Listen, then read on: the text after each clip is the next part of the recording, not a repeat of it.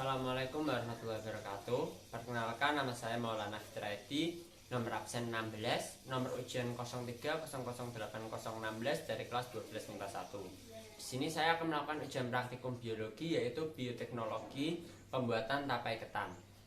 Tujuannya yaitu untuk menjelaskan proses pembuatan tapai ketan melalui teknik fermentasi dan mengidentifikasi manfaat dari mikroorganisme yang digunakan dalam pembuatan tapai ketan. Bioteknologi berkaitan dengan ilmu yang mempelajari teknik memanfaatkan makhluk hidup untuk menghasilkan sesuatu yang berguna bagi kehidupan. Makhluk hidup yang dimaksud mengarah ke mikroorganisme. Pemanfaatan mikroorganisme baik itu bakteri maupun jamur sudah dimulai sejak zaman dahulu. Konon, para orang Mesir telah menggunakan mikroorganisme untuk membuat keju dan minuman anggur. Bioteknologi terus berkembang sesuai dengan kebutuhan manusia pada zaman tertentu. Tapai biasa disajikan sebagai kudapan sehari-hari ataupun saat momen tertentu. Kudapan yang bertekstur lunak dan berair tersebut merupakan salah satu produk bioteknologi. Lebih tepatnya bioteknologi konvensional karena masih mengandalkan kerja mikroorganisme. Dalam bioteknologi, mikroorganisme memang sudah dimanfaatkan sejak lama untuk menghasilkan sesuatu produk. Selain tapai, contoh lain adalah keju, tempe, dan roti. Bahan baku tape bervariasi, mulai dari singkong, beras ketan, hingga pisang. Namun, singkong dan ketanlah yang paling populer. Pembuatan tapai dilakukan melalui fermentasi atau peragian. Prosesnya tidak begitu rumit dan bisa dipraktekkan secara mandiri. Mikroorganisme hidup yang dipilih diibaratkan sebagai pekerja yang ditugasi untuk memproduksi tapai dari bahan baku tertentu. Jenis mikroorganisme yang kerap digunakan seperti Aspergillus oryzae, Amylomyces rauxi, Candida utilis, Mycor sp, Rhizopus oryzae, dan Saccharomyces cerevisiae. Dalam proses fermentasi, mikroorganisme tersebut dapat berpengaruh pada cita rasa yang dihasilkan tape. Walaupun terbilang mudah, tetapi prosedur pembuatan tapai tidak boleh sembarangan. Terdapat beberapa hal penting yang harus dilakukan agar tape memiliki kualitas yang baik. Alat-alatnya yaitu yang pertama ada sendok nasi, lalu ada plastik, lalu ada nampan, yang terakhir ada dandang.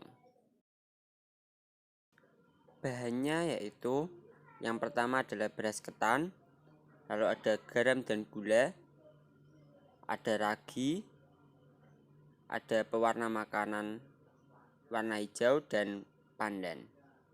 Cara kerja yang pertama yaitu cuci beras ketan hingga bersih, lalu buang airnya.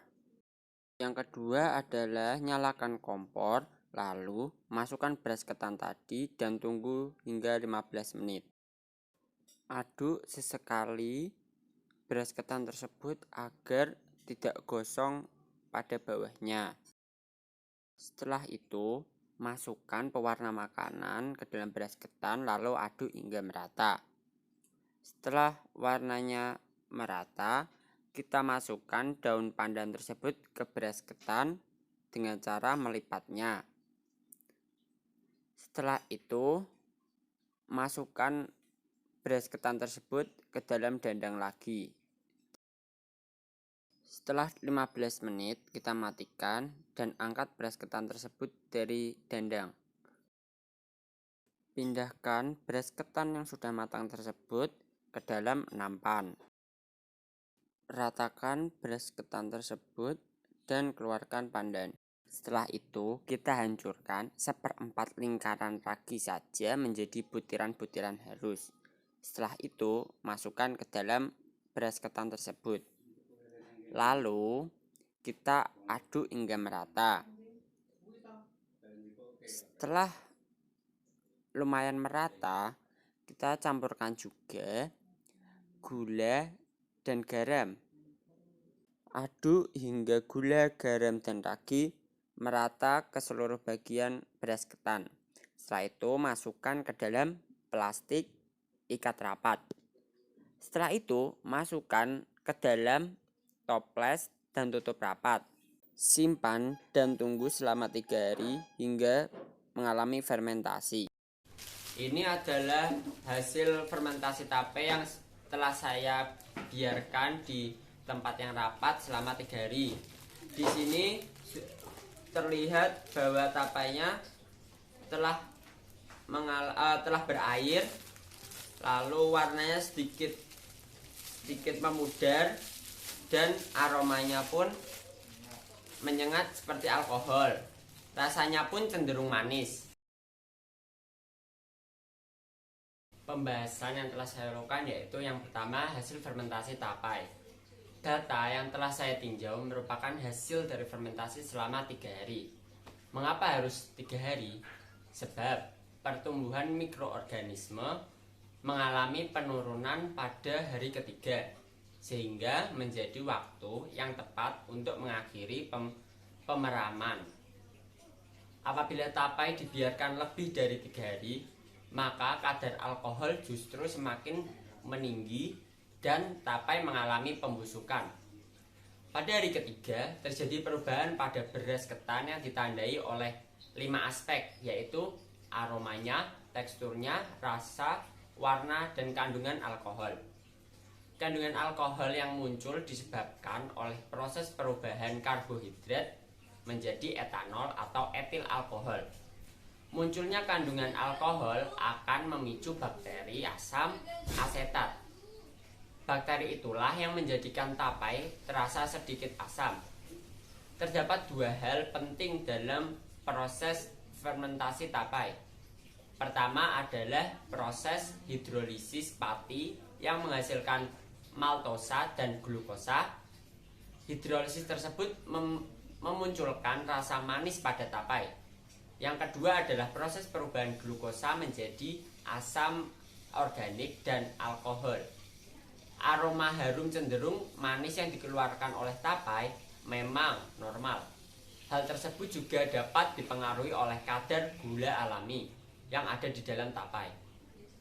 Selain itu, aroma yang sedikit sengar juga tercium karena adanya kandungan alkohol. Kesimpulan dari praktek saya yaitu fermentasi tapai menunjukkan bahwa proses anaerob tersebut dapat mengubah rasa, aroma, tekstur, dan warna bahan makanan. Inti dari fermentasi pada pembuatan tapai adalah ragi memproduksi enzim yang dapat menghasilkan kandungan gula sederhana, dan alkohol. Terdapat 3 faktor yang mempengaruhi keberhasilan fermentasi. Faktor tersebut meliputi yaitu yang pertama suhu ruang penyimpanan, kerapatan wadah, dan konsentrasi ragi yang digunakan. Waktu ideal yang dibutuhkan untuk proses fermentasi adalah maksimal 3 hari. Proses yang memakan waktu lebih lama akan berpengaruh pada peningkatan kadar alkohol dan rasa asam. Kemungkinan tapai untuk membusuk pun semakin besar. Walaupun tapai mengandung alkohol, tetapi tidak berbahaya bagi tubuh karena kadarnya sedikit dan adanya bakteri baik. Sekian, terima kasih. Wassalamualaikum warahmatullahi wabarakatuh.